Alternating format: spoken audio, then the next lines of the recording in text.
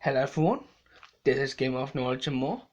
Game of Knowledge, GoCam, or just Fred if you want to go by my real name, back with another video. And today we are returning to an old favourite. It, it is Brinelin the Moon Kraken and Gilanra Color of Wirewood. So, what is this deck is different. So what's different is that I'm running Karuga, the macro sage, as the companion. So Karuga has a companion cost that everything must cost 3 or more mana, or has to be a land card.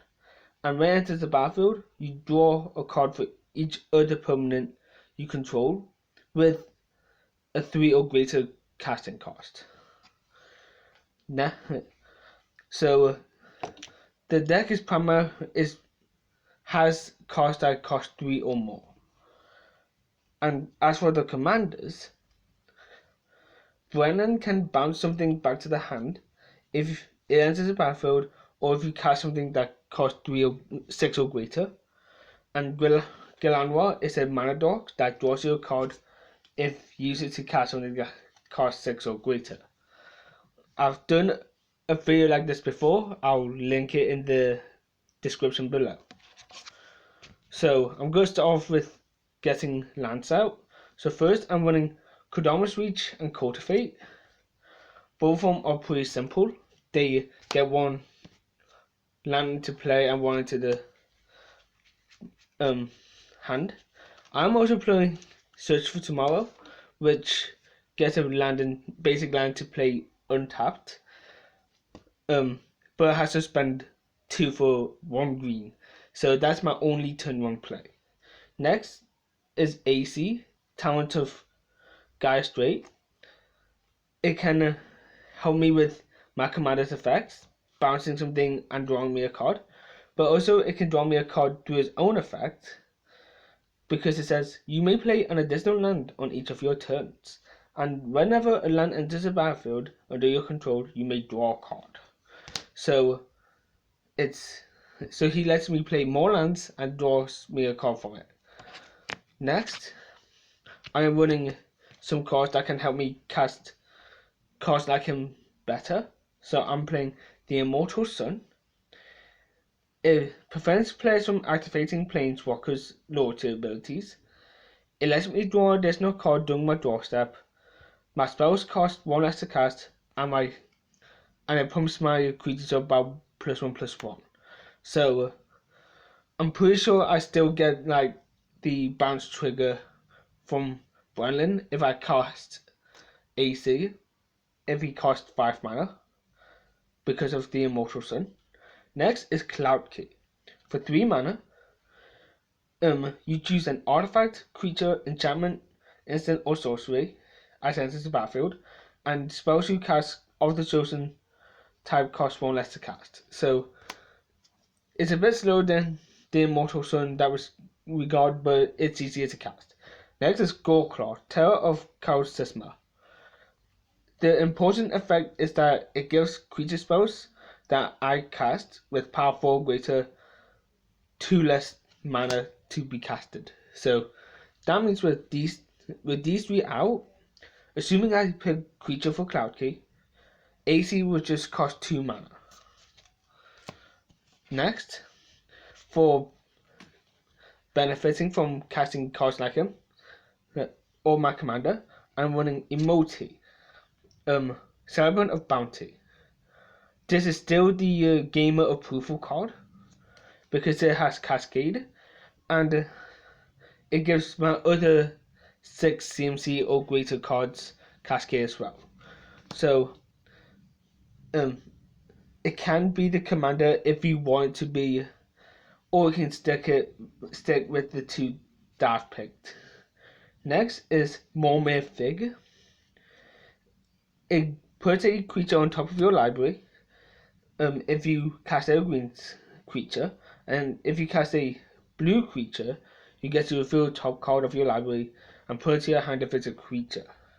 So essentially, if you have it out before Emoti and you cast Emoti, Not only would you get a Cascade trigger, but also you get any creature into your hand. Next, I'm playing Kiowa, Behemoth Beckoner. It draws me a card whenever a creature with powerful or greater enters the battlefield under my control, and I can pay 1 loyalty to untap a permanent. And it doesn't specify who's permanent, so I can do it to myself to get mana, or I can do a little bit of politicking and make so my opponents don't hit me with their massive creatures. Speaking of which, for some cards that have bigger mana casters, I'm running Apex Devastator, who has 4 Cascades on it, and it costs 10 mana in total. So with Emoti, that is 5 Cascade triggers. So Cascade, what it does is that when you cast a spell, exile cards from the top of your library into exile a non-land card that costs less. You may cast it without paying its mana cost, and you put the exile cards on the bottom of your library in a random order. And since Apex Devastator has 4 Cascades, it says multiple instances of Cascade, each triggered separately. Next is Sculptor Primal Hunger. If I have Apex Devastator, it costs 12 mana in total, with 10 of any and 2 green, but it can cost X less, where X is a total power of creatures you control. So if I just have Apex Devastator, then it just costs 2 mana. Next, in a similar vein, I'm running Metal Colossus. For 11 mana, it costs X less, where X is the total confirmed mana cost of non-creature artifacts you control. Like you've seen with the Immortal Sun and Cloud Key, I do run a couple of non-creature artifacts, and if I just have those 2 out, whether I'm choosing artifact or creature for Cloud Key, that means that Metal Colossus will just be free. Next, for some removal, I'm playing Manglehorn, who destroys a artifact, and it makes artifacts my opponent's control enter the battlefield tapped. Next is Beast Within, which destroys a permanent, but it gives its controller a 3/3 green beast. Next is Kogla, who fights up to 1 target creature I don't control, so all the removal there, and whenever it attacks, I get to destroy an artifact or enchantment that player controls. Next, for some more protection, I'm running Rewind, which can counter target spell and untap up to 4 lands, so it can essentially be free. Or if I have a card like Centaur Resurgent, it gives me mana. Overwhelming Denial, which is one of the only 2 cards I have that cost 2 mana if I do it right. It costs 2 of any and 2 blue, but for a search cost of 2 blue, I may cast it if I've already cast another spell this turn. It can't be countered by spells or abilities, and I can't counter target spell. Next is Sublime Epiphany. It can target either a spell, activate or trigger ability, return a non-land permanent to the hand, create a token copy of a creature I control, or make someone draw a card. So, another card that can be used politically. Next, I'm running 3 extra turn spells with Nexus of Fate, which costs 7, and it's shuffled back into the deck if it's put into the graveyard from anywhere. Contemporary Sundering, which costs 6, and I have to have a legendary creature or planeswalker, but it'll be easy because hopefully I'd have one of my commanders, and I get to return a non-land permanent to his owner's hand, and there's a 6 out. And Walk the Eons, which is also 6 mana, but it can also get itself back to my hand by sacrificing 3 islands. Next, I am running a bit of a win condition with, well, of course, it's a card game. So, first, Before I go over the win condition, I've got to go over how I'm going to get to it.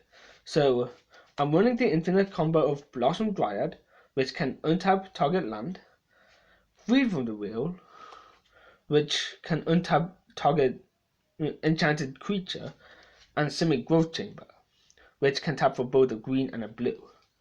So what happens is that you tap the Blossom Dryad to untap the Simic Growth Chamber.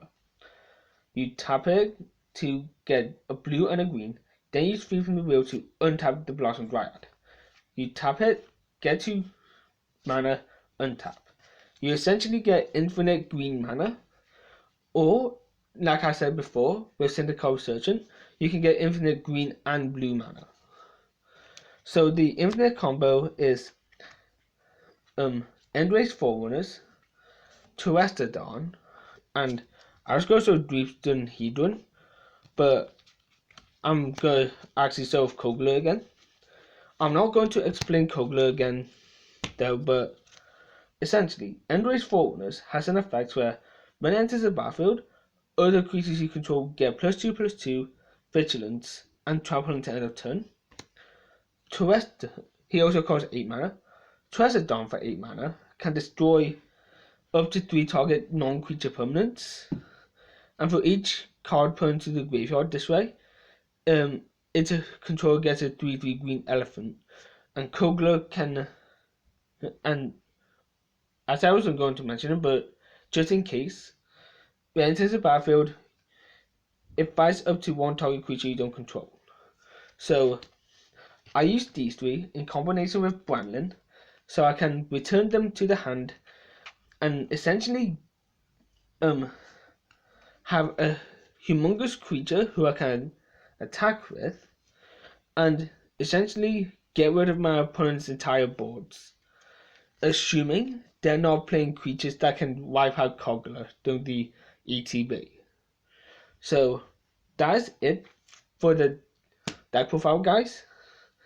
I'm going to put a link to the original video in the description, and possibly the pinned comment as well. I hope you enjoy, and just like Simic with getting lots of mana, I hope this will help me get lots of subscribers. I know, worst plug ever. See you guys. Check out my socials in the description and pinned comment as well. Bye.